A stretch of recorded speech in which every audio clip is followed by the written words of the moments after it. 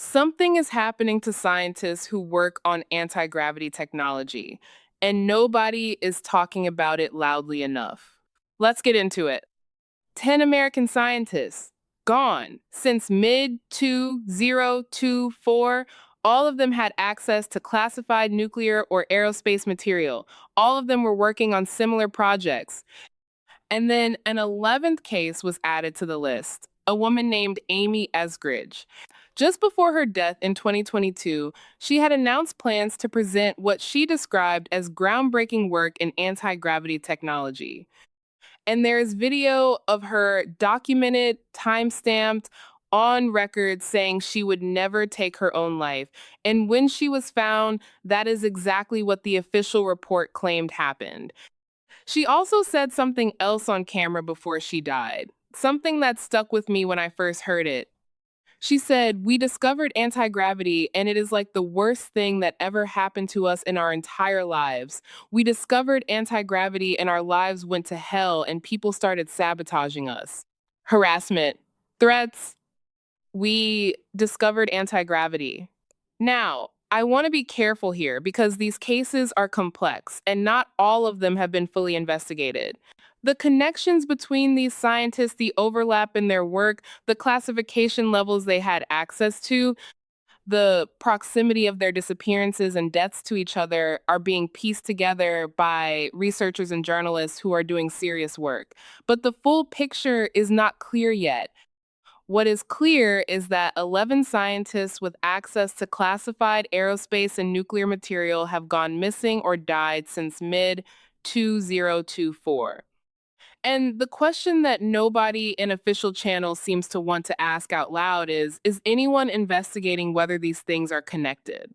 Because that is a reasonable question. That is not a conspiracy theory. That is the basic investigative question you ask when 11 people with similar security clearances and similar research areas die or disappear in the same window of time. Is anyone looking at whether this is connected? And the absence of a clear public answer to that question is itself significant. Now, let's talk about what else is happening. Because the scientists are one thread of a story that has multiple threads all pulling in the same direction at the same time. The meteors, because people across the United States have been seeing fireballs in the sky over California, over Houston, over Ohio, over Maryland, over Michigan at a rate that is drawing attention. Fourth time in a single week, a giant fireball spotted in the skies over multiple states, and NASA has confirmed one of them. One, the rest, nobody knows. And a former soldier who served in a combat zone and watched the night sky when things popped off made a point that I think is worth taking seriously. He said, "You are being lied to about these meteors. Not all of what is entering our atmosphere is space rock." And he noted something specific. The shrapnel being found and attributed to meteors in multiple states, some of it looks different from the meteorite fragments that have been formally verified. Side by side, the material does not match. I am not saying what it is. I am not saying what it is not. But the frequency is elevated and the explanations are incomplete. And then there is the footage from Florida on April 19th, 2026. Objects in the sky on fire, moving, and then they turn. And they go back upward, straight up. Skydivers with flares do not turn around and go back up. Military flares do not turn around and go back up. Whatever these things were, the movement does not match any conventional explanation. And there was something else in that footage, a helicopter close, watching, checking them out. Something is in the sky, and the military is watching it. Now, let's talk about the footage that I think is the most significant thing in this video, because this is not civilian footage. This is not someone's phone camera pointed at the night sky. This is a US military Reaper drone, one of the most sophisticated unmanned aerial platforms in the world, filming a UAP over the border between Jordan and Syria. And what the drone does is what drones do. It locks onto a target. It achieves what the operator calls a weapons grade lock. That means the drone has the object in its targeting system with enough precision to fire a Hellfire missile at it.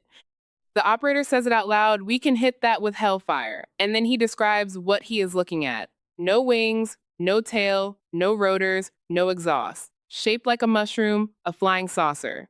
And then the lock breaks. The object accelerates instantaneously.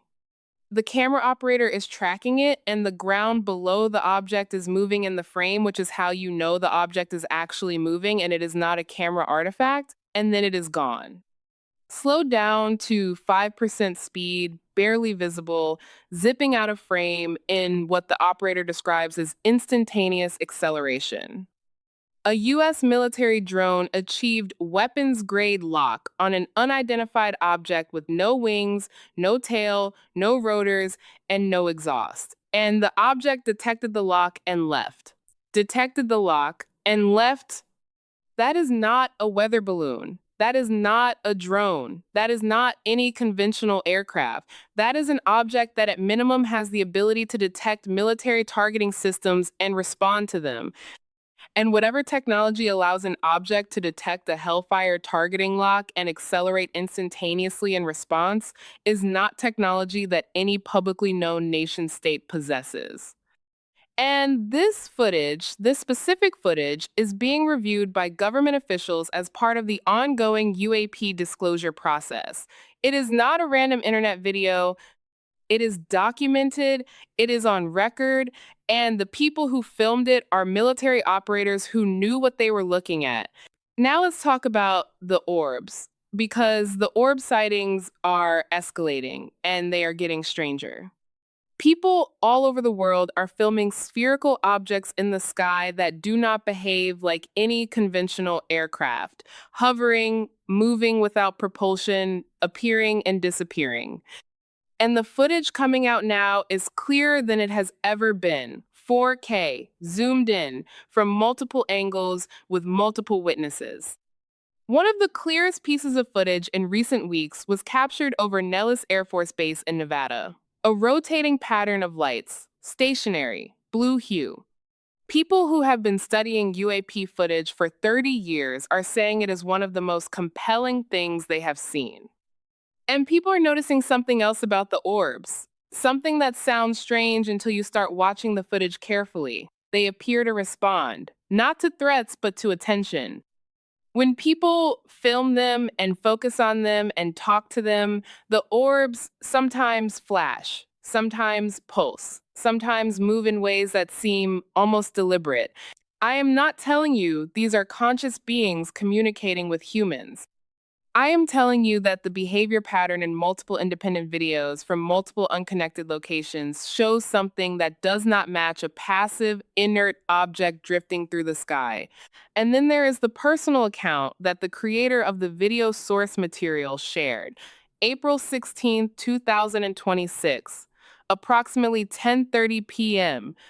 He starts seeing orbs appearing out of nowhere in the sky near his location. He films them for 25 to 30 minutes, 50 to 60 orbs lighting up in the sky.